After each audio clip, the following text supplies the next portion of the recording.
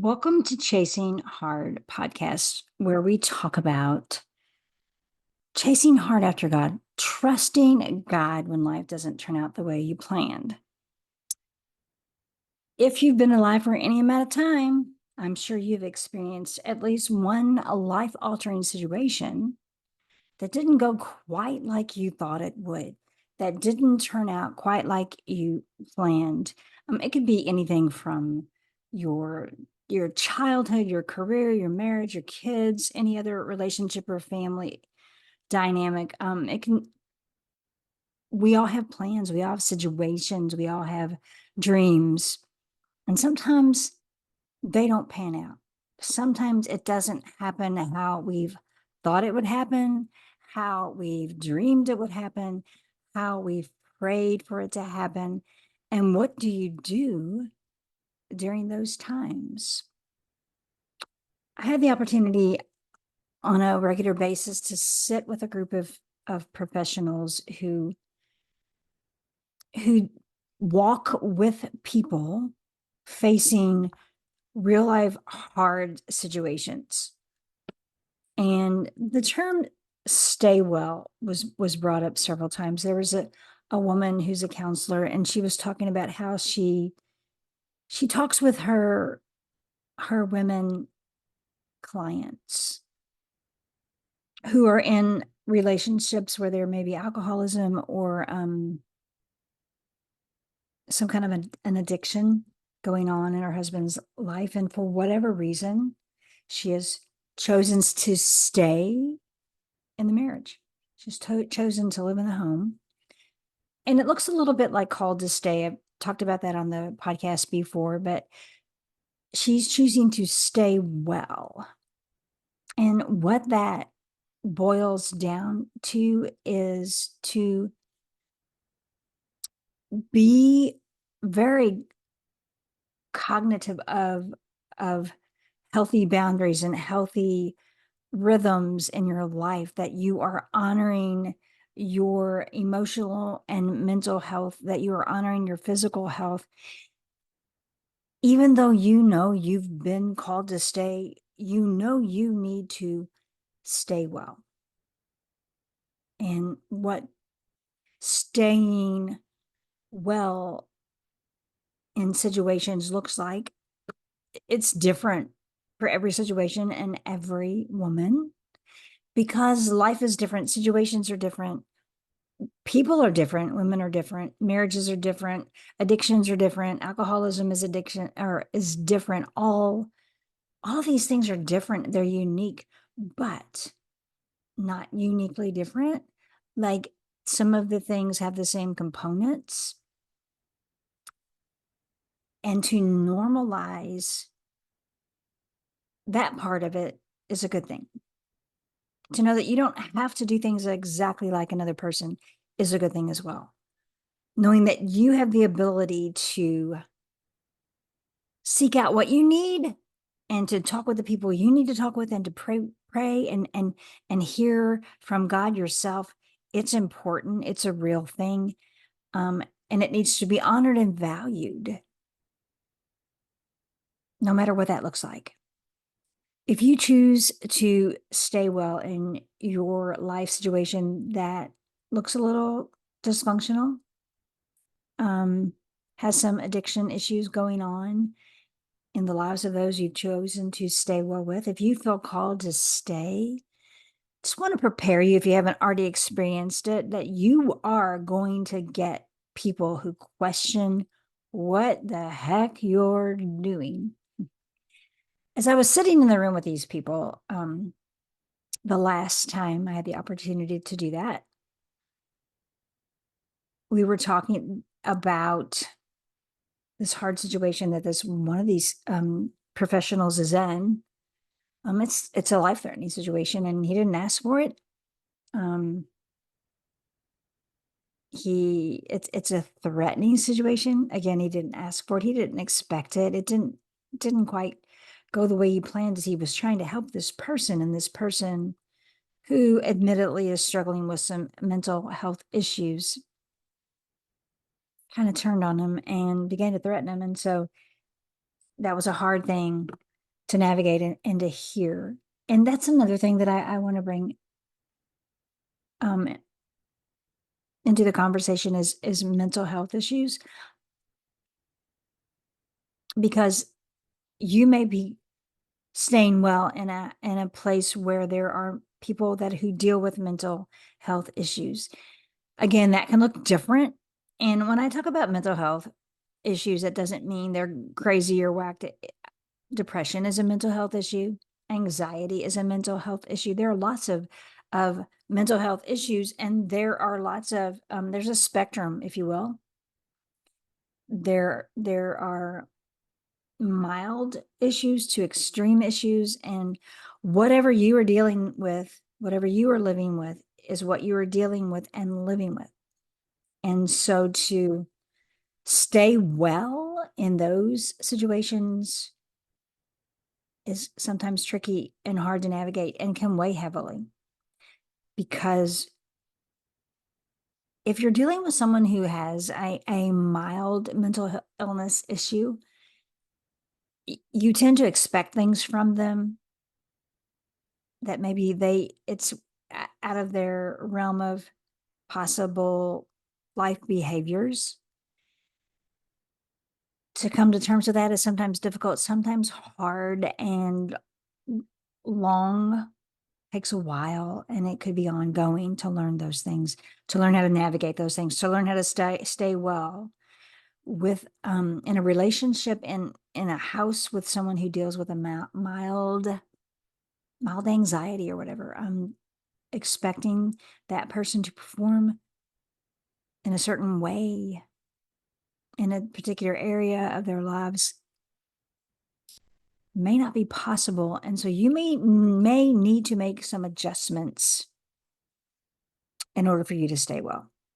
Back to this meeting where this man was talking about this life-threatening situation where professionals, the law, have been called in, conferred with, dealing with what this looks like for this man. The term "stay well" was brought up, and I hadn't thought of that term, and it did remind me.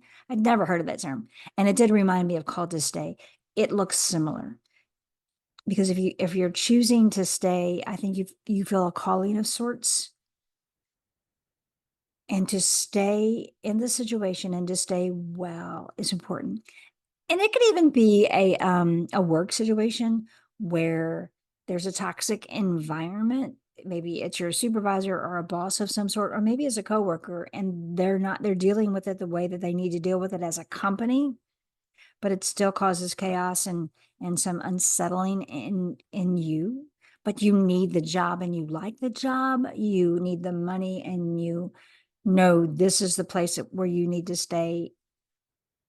There is a way to stay well, to stay engaged in the company, and to stay well, to focus on being mentally and emotionally well as you go in to those types of situations daily.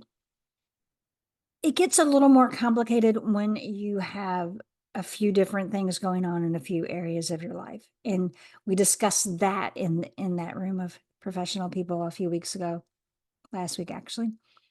What if your whole life looks like staying well, like choices of staying in the situation and doing so in a way that is healthy and honoring to who you are? What if your home life is a little chaotic, it's riddled with some addiction and alcoholism or mental health issues, and then so is your work. A lot of times we have one avenue of escape, like we can leave the chaotic home and go to work and find some peace and some ability to regroup. That's like a safe place and a happy place for us.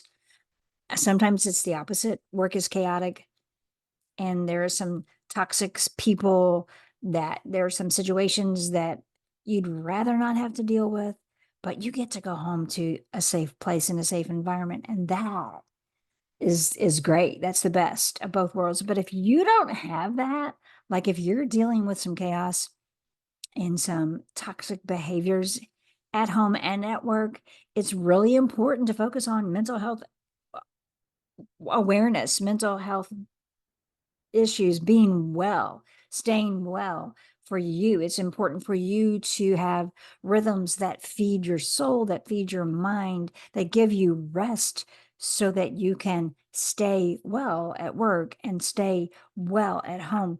And again, I don't have yet those answers. um, Professional people would be able to help you. Spiritual leaders and guides should be able to help you, coaches, whatever. Even searches for groups or online materials may help you. It's a matter of you seeking out what helps you the most, what feeds your soul, what feeds your mind, what feeds your body, in order for you to stay in these situations and do so well. Do so taking care of yourself mentally, emotionally, and physically. Because here's the thing, mental and emotional well-being has an effect on your physical body as well. If things are out of kilter in the emotional mental realm because of a toxic situation at work or at home, then it's going to take a toll physically on you eventually if it's not already. And again, that can show up and appear in a lot of different ways. It can affect your eating, your sleeping. It can cause your body to hurt, your body to ache. It can manifest in different sicknesses or viruses, breaking down your immune system. It's amazing. We are intricate, woven together bodies created by the Almighty God. Our bodies have the ability to heal themselves in most cases, in a lot of cases, but you have to give it the things that it needs, and that's rest and good nutrition and exercise and being outside. I was talking with another woman this week who was dealing with some mild depression, and actually was talking to her doctor about, trying to deal with that in maybe a chemical imbalance way. Maybe there was some medication that could help her. She said she wasn't ready to commit to that yet, but in case she needed to do that, she broached the subject with her physician. And here's what he said, because he's a holistic doctor. He knows that all your body works together, that your mental, emotional well-being and your physical body, they all work together. And when one thing's out of whack, it affects the others. And so he told her before they went down the medication route, and they could do that eventually, but he didn't have a problem with that if that was what was needed. Sounds like a good doctor. But first, he wanted her to try this one thing. He wanted her to commit to exercise, to walk for 30 minutes a day outside. He said, I don't want you on a treadmill. I don't want you in a gym. I want you to be outside. Because here's the thing too, God created outdoors, and it's beautiful. It's life-giving.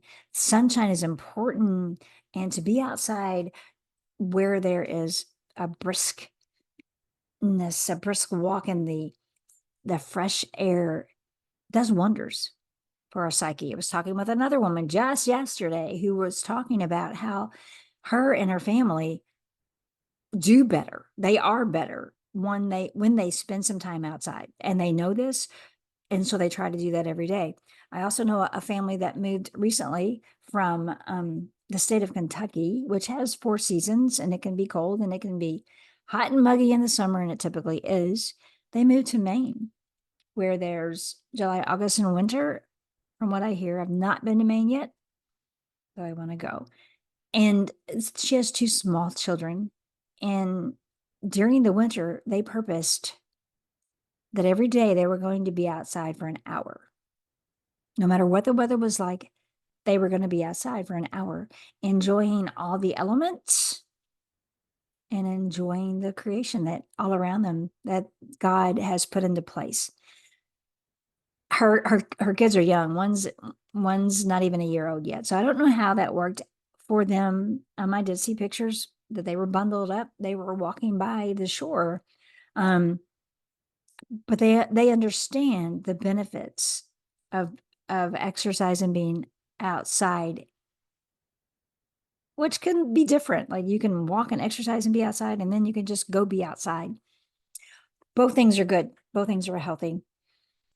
So to wrap this all up, you may be in a situation in your life, maybe just for now, maybe it's been ongoing and it will be ongoing, that you are choosing to stay and to stay well. You're called to stay.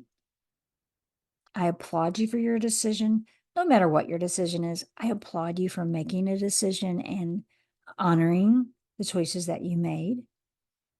I encourage you also to stay in the situation well and to do some research on your own to figure out what that looks like, what your options are, and what fits best with who you are, so that you can pour into your body, pour in your mind and your soul the things that it needs in order to stay well.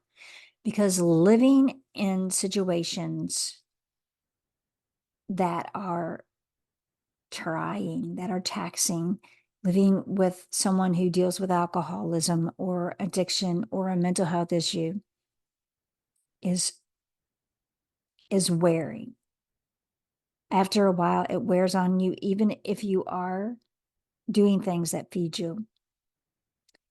Just finding an outlet that enables you to be built up and enables you to get away, especially mentally. Physically is good too. That will be very beneficial in your decision to stay well. If you have any comments or suggestions of your own, or even things that you have gone through and things that you have done to enable you to stay well in your situation, I'd love to hear about it. You can just comment wherever you listen to this podcast, or even on YouTube. It was a pleasure being with you today. And I guess you noticed there was no guest. It was just me. Have some really exciting things coming up though. So thank you for joining and listening. I will be back next week. I hope you are too.